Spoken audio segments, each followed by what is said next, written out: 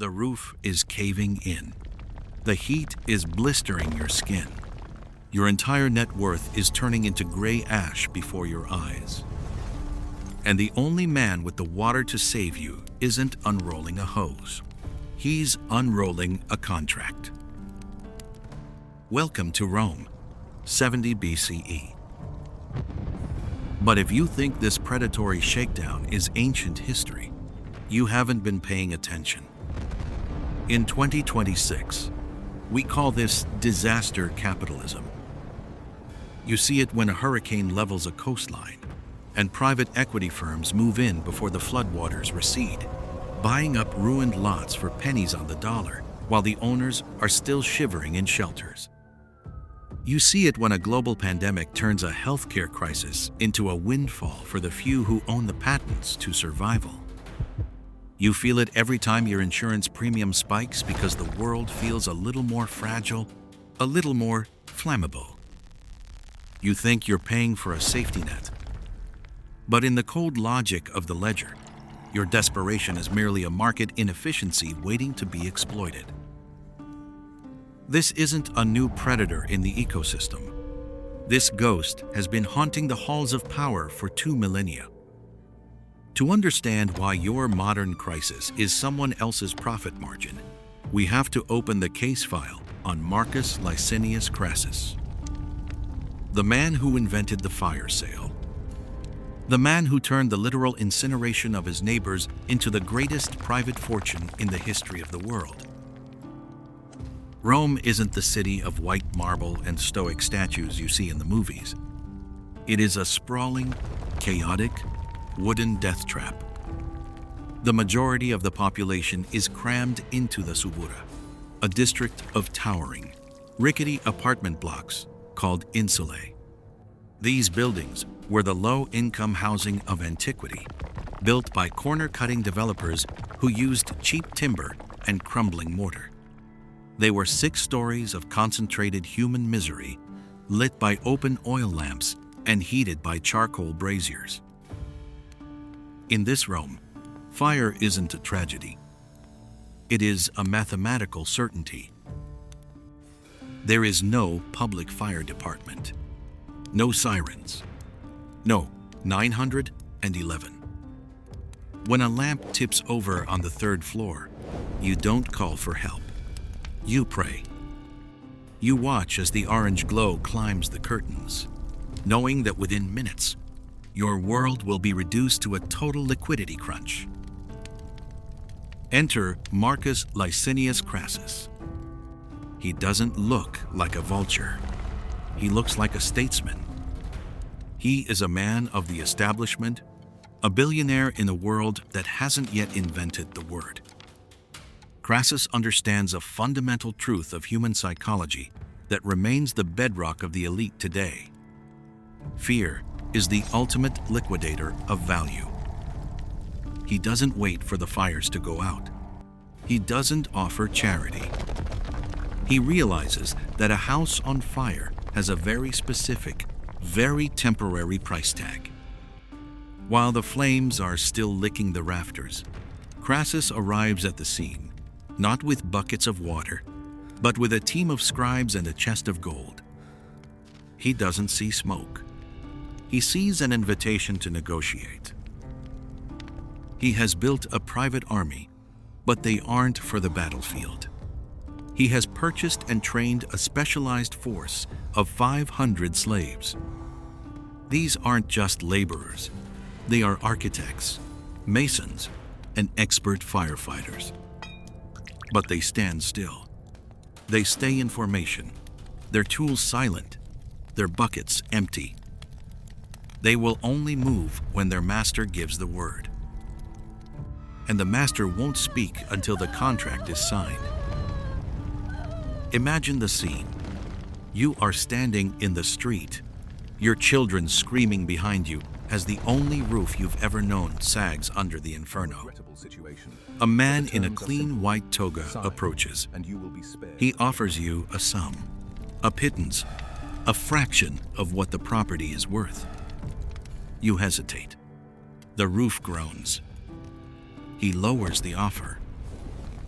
You are facing a forced liquidation, and he owns the only exit. Crassus isn't just a real estate mogul. He is the architect of the first hostile takeover. To understand his leverage, look at the balance sheet. At the height of his power, Crassus is worth an estimated 200 million sesterces. At a time when a Roman legionary earns about 900 sesterces a year, Crassus's personal net worth can pay the annual salary of nearly 220,000 soldiers. He has the kind of capital that can buy a country or burn one down. The Crassus method is not a firefighting operation.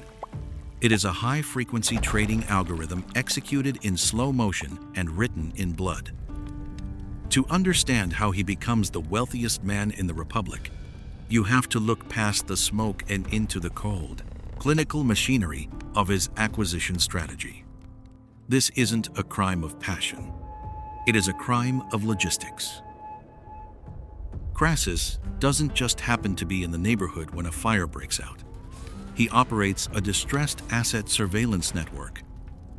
In a city of 1 million people, someone is always burning. When the black plumes rise above the skyline, it acts as a market alert. Crassus arrives with his 500 architect slaves, a mobile unit of specialized human capital.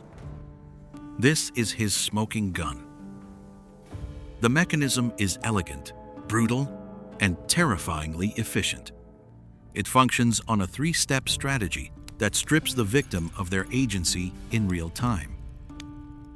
Step 1. The identification of leverage. Crassus positions his brigade around the perimeter of the burning building. They carry buckets, axes, and ladders, but they remain motionless. He is creating a visual representation of hope, then locking it behind a paywall. He doesn't need to threaten the owner. The fire is doing the threatening for him. Step 2. The asymmetric negotiation. As the temperature rises, the property value plummets. According to the historian Plutarch, the negotiation happens while the building is literally collapsing. Crassus offers a price that is an insult, pennies on the talent. If the owner refuses, Crassus simply waits.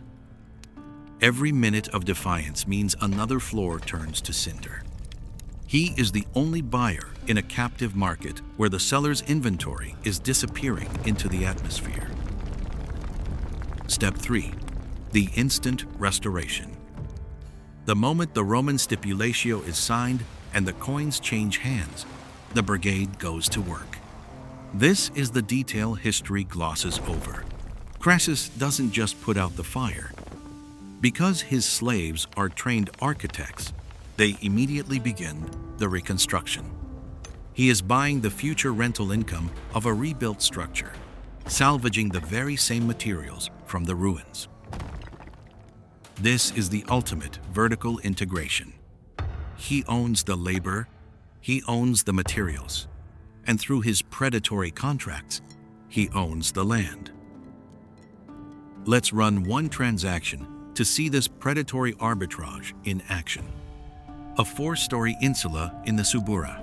Market value, 100,000 sesterces. A fire breaks out on the 2nd floor. Crassus arrives and offers 10,000. The owner hesitates. The roof collapses. New offer, 6,000. He signs. Within weeks, Crassus's architects rebuild it for 15,000. Total cost, 21,000 sesterces. New rental yield, 12,000 per year. He recovers his investment in under 2 years. And the man who built the property? He walks away with just enough to survive the week. Historical estimates suggest that through this ashes auction, Crassus eventually becomes the landlord for the majority of Rome. He turns the common Roman into a subscription service, collecting rent from the survivors of the fires he watched burn. To put this in perspective, imagine if your local fire department was owned by a private equity firm. Your house catches fire. They pull up to the curb, but before they turn on the hose, they hand you a contract for the deed to your property at 5% of its market value. If you sign, they save the house. If you don't, they watch it burn, then buy the charred lot from the bank the next day. That is not a public service. That is monetizing the rescue. Crassus understands that in a crisis, the person who controls the solution dictates the price of the problem. He is trading in time-sensitive equity. But the real genius and the real darkness lies in the secondary market. Crassus doesn't just buy the burning building. He sends scouts running through the smoke to the unburned houses a block away. He mathematically calculates the wind direction to price his bids. He is shorting the neighborhood based on wind currents. He buys the terrified neighbors' homes for a fraction of a cent before the first ember even touches their roof. He uses the fire as a contagion to devalue an entire block, then swallows it whole. But here's the part history debates. Some sources suggest Crassus didn't just wait for fires. He may have been the one lighting them. Because if you control both sides of the transaction, you're no longer exploiting the market. You are the market. By commodifying the rescue, Crassus creates the ultimate moral hazard. He proves that a stable market is hard to corner, but a panicked market is a buffet. He didn't wait for blood in the streets. He bought when there was ash in the air. If you can't be the king, be the man the king owes rent to. Wealth of this magnitude is never content to stay in a ledger. It eventually demands a seat at the table of power. Crassus doesn't just want to be the richest man in Rome. He wants to be the man who owns the men who run Rome. He uses the profits from his ashes auctions to bankroll the most famous names in history. When a young, debt-ridden Julius Caesar needs to fund his political rise, it is Crassus who signs the checks. Without the fire money from the slums of the Subura, the Roman Empire as we know it might never have existed. Crassus proves that if you control the capital, the leaders are merely your employees. He forms the first triumvirate, a three-way split of the world between himself, the military genius Pompey, and the populist Caesar. But here is the uncomfortable truth about Crassus. Before him, a burned Roman lot stayed a ruined, rotting hazard for decades. The Republic had no capital to rebuild. Crassus's predatory greed was, ironically, the only engine fast enough to clear the rubble and rebuild the housing supply. He was a monster, yes, but he was the most efficient monster in the market. Yet, there is a hole in his soul that gold cannot fill. He wants to be a conqueror, not just a landlord. In 53 BCE, Crassus leads 7 legions into the blistering deserts of the east to fight the Parthian Empire. He is a man who understands spreadsheets, trying to command a battlefield. It is a massacre. At the Battle of Carrhae, the Roman lines are shredded by horse archers. Crassus's son is killed before his eyes, and the richest man in the world finds himself trapped, not in a burning building, but in a tactical nightmare of his own making. The end of Marcus Licinius Crassus is the stuff of Noir legend. Captured and executed, the Parthians, aware of his legendary avarice, decide to give him exactly what he spent his life pursuing. They take the head of the man who monetized the misery of Rome and pour molten gold down his throat. A final, searing payment for a lifetime of predatory greed. But before you dismiss this as an ancient fable, look at the world around you. We still live in the city of Crassus. We see it in the vulture funds that buy up the sovereign debt of struggling nations to force them into austerity. We see it in pharmaceutical companies that acquire the rights to life-saving off-patent drugs and hike the price by 0% overnight. We see it in the private fire departments that have re-emerged in wealthy enclaves of California, protecting the mansions of the few while the neighborhood around them turns to ash. The Crassus method has been digitized, sanitized, and legalized. The architect slaves have been replaced by high-speed trading servers and lobbyists, but the fundamental mechanism remains the same. We are told that the invisible hand of the market will provide the most efficient solution, but we forget that the hand is often holding a torch in one pocket and a contract in the other. So here is the million-dollar question. Was Crassus actually a criminal, or was he just the ultimate free market capitalist? If the state completely fails to protect its citizens, can you really blame a private billionaire for charging a premium to do their job?